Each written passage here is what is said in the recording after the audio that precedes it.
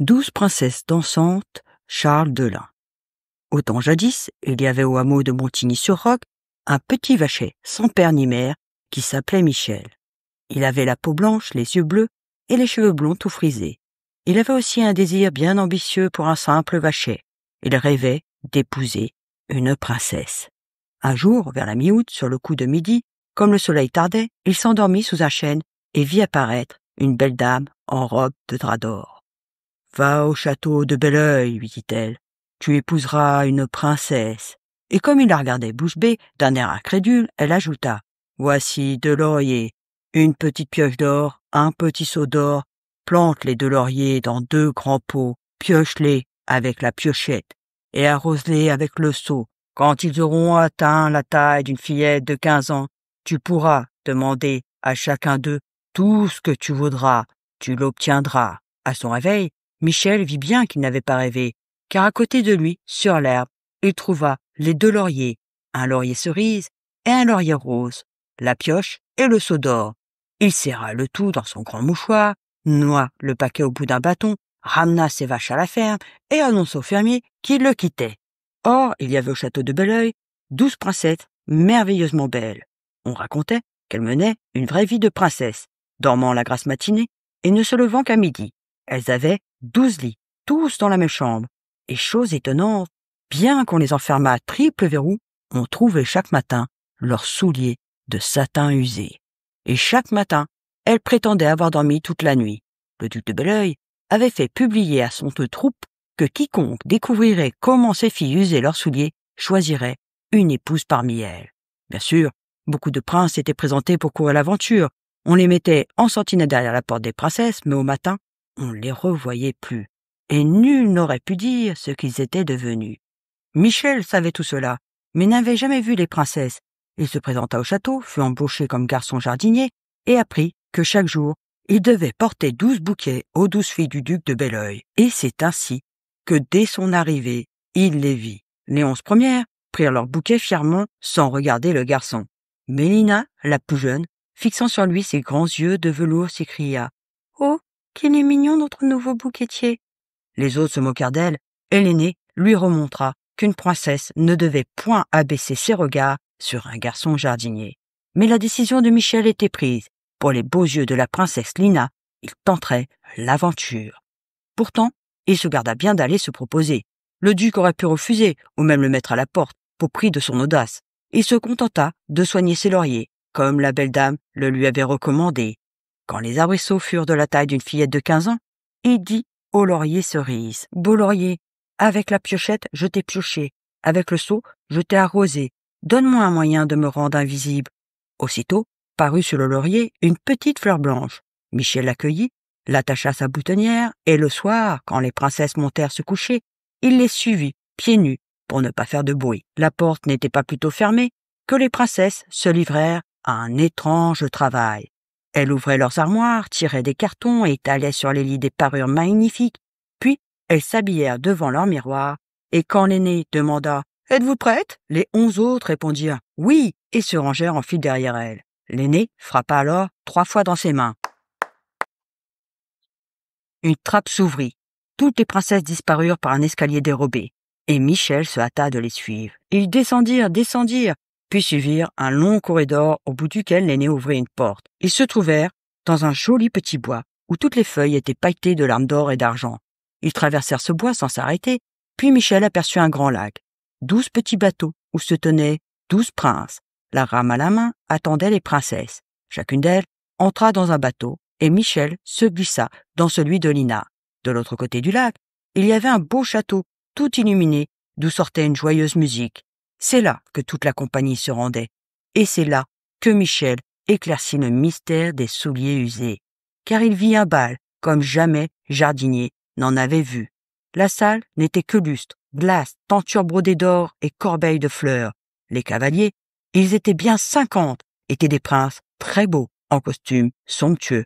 Quant aux 12 princesses, c'était un émerveillement que de les voir, tant elles étaient gracieuses.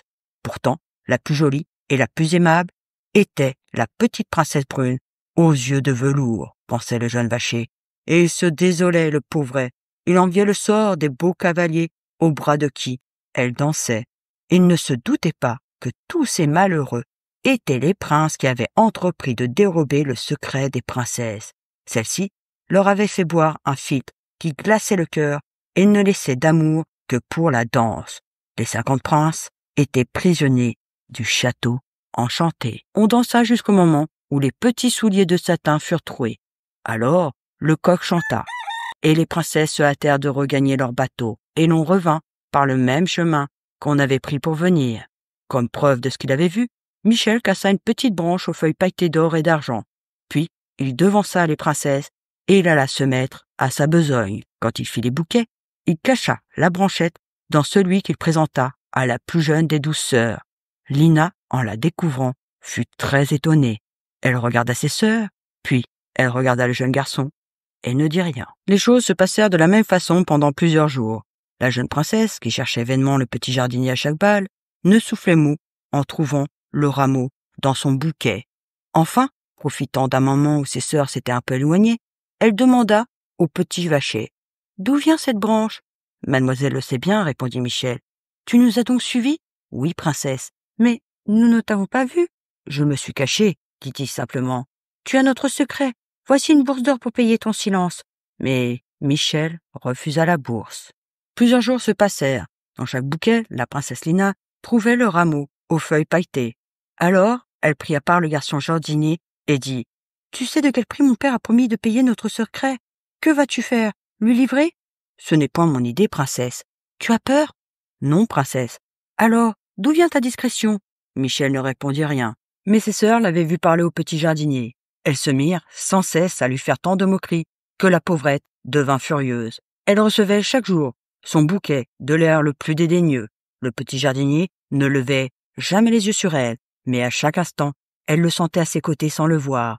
Elle résolut de se confier à sa sœur aînée. « Quoi ?» fit celle-ci. « Ce drôle a notre secret. Je vais de ce pas le faire jeter dans une oubliette. » Ce fut aussi l'avis des 10 autres qu'elles avaient appelés.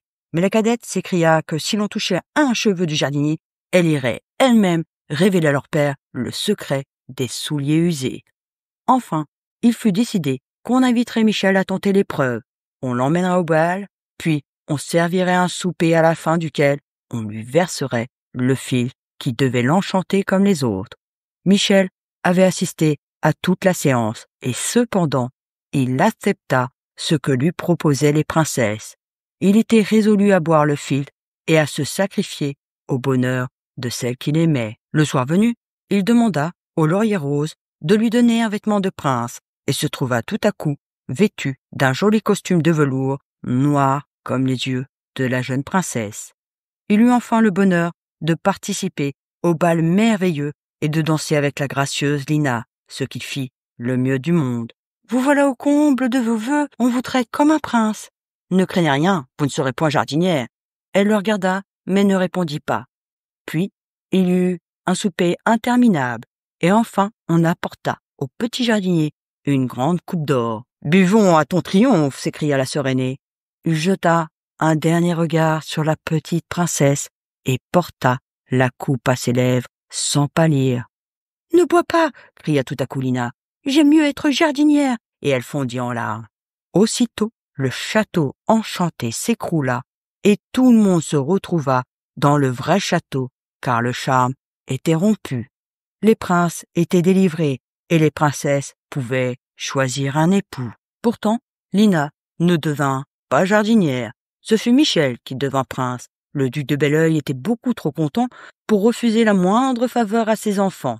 Après le mariage, Lina voulut savoir comment son époux s'y était pris pour découvrir le mystère, et Michel lui montra les 2 lauriers. En fille prudente et avisée, elle jugea qu'il donnerait à son mari un trop grand avantage sur elle, donc elle les coupa et les jeta au feu. Et c'est pourquoi l'on chante depuis « Nous n'irons plus au bois, les lauriers sont coupés ». Merci de m'avoir écouté et on se retrouve bientôt pour de nouvelles aventures.